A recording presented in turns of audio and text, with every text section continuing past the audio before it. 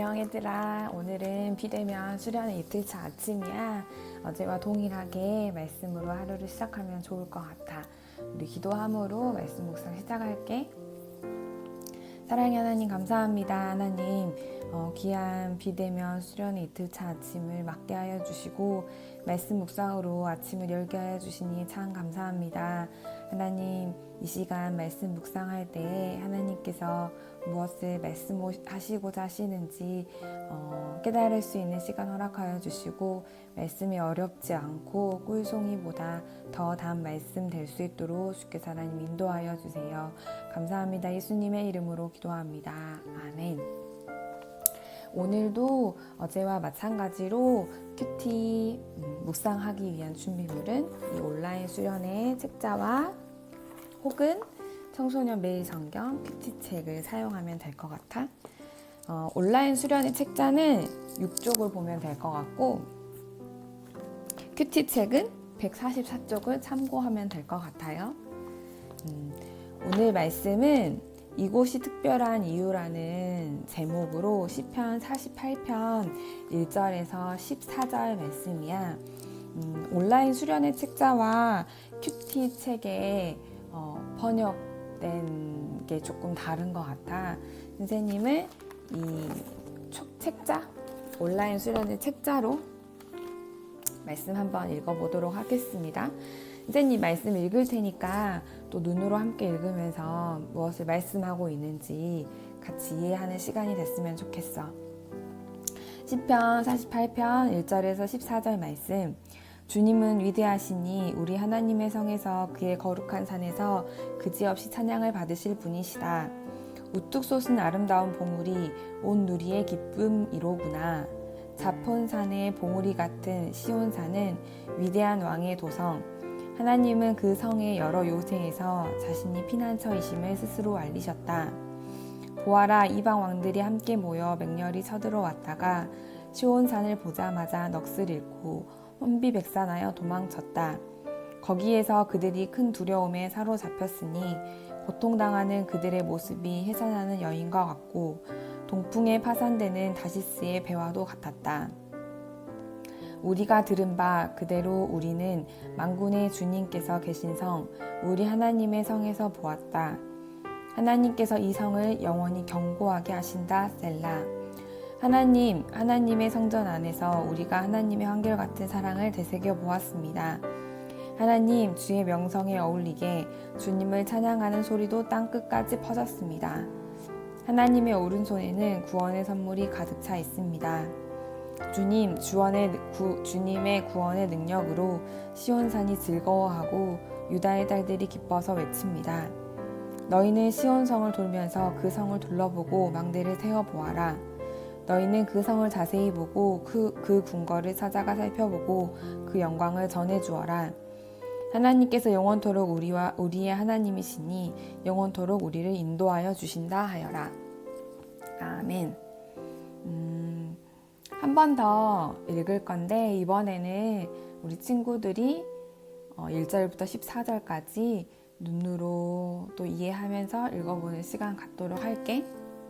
선생님이 2분 정도 시간 줄게. 2분 후에 또 우리 말씀 나눠보자. 한번 읽어봅시다. 1절에서 14절까지.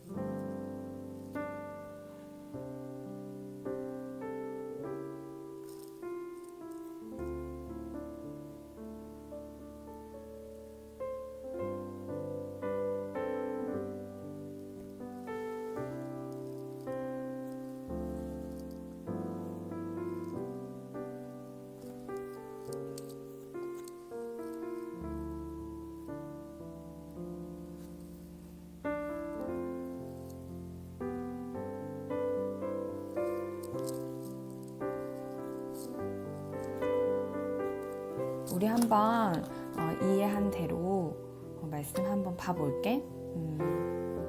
시편 48편은 하나님과 시온산 위에 있는 하나님의 성소를 찬양하는 시온의 노래라고 해.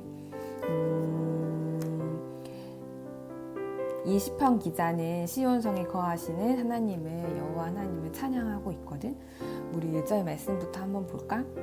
여호와는 위대하십니다. 주님은 위대하다라고 말하고 있지. 하나님의 성에서, 그의 거룩한 산에서 그지없이 찬양을 받으실 분이시다. 그리고 2절 말씀에 보면 자폰산이라는 말이 있어. 자폰산은 북방산이라는 말이래. 당시 헬라 시대에 자신들의 신들이 올림푸스 산에 있었다라고 생각하듯이 옛날 중동에서는 북방의 신들이 산에 있다라고 생각했대. 그래서 이스라엘 백성들은 이 시온산이 그리 두드러지지 않는 많이 높은 산이 아님에도 불구하고 북방산의 가장 높은 봉우리 같은 시온산이라고 밝히면서 하나님이 우월하다는 자신들의 신앙을 표현하고 있다고 해. 그리고 나서 4절부터 7절 말씀에는 하나님의 권능을 묘사하고 있는데, 이방의 여러 왕들이 이 시온산을 이 하나님의 성을 쳐들어왔다 이거지. 하지만 하나님께서 그 모든 이방 왕들을 무너뜨리셨다라고 말씀하고 있어. 7절에 보면 동풍에 파산되는 다시스의 배와도 같았다라고 말하는데, 이건 하나님께서 동풍으로 다시스의 배를 무너뜨린 것을 이야기하면서 하나님의 성에 쳐들어온 이방 왕들도 하나님 앞에서 아무것도 아니고 하나님께서 모두 무너뜨리셨다라는 것을 이야기하고 있는 거지. 그리고 나서 8절 말씀에 우리가 들은 바 그대로 우리는 만군의 주님께서 계신 성 하나님의 성에서 본 거지.